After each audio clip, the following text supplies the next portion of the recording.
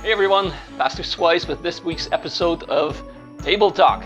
This is just meant to kind of prompt some conversation among your families, or for you something to just kind of work through by yourself as we review what we talked about this past Sunday. If you missed the message, it is all on our website, on our YouTube channel, so just look that up. But anyway, we talked a little bit about the disconnect between what we believe on one hand and what we do on the other hand. For example, we believe that storms will come and cause all kinds of damage along the ocean, yet we build our cottages right there. Or we believe that God is almighty and loves to hear our prayers and indeed answers our prayers, and yet then we don't pray that often. Anyway, we looked at a story in Mark chapter 5 that of a woman who had been bleeding for 12 years, had lost everything, her health, her wealth, and her social standing, as she was ceremonially unclean for 12 whole years.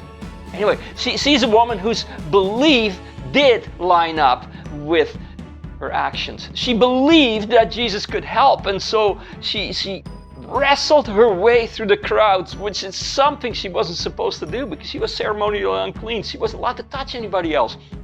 She wrestled her way through the crowd, and then she touched the garment of Jesus, believing that she would be healed. And indeed, she was healed.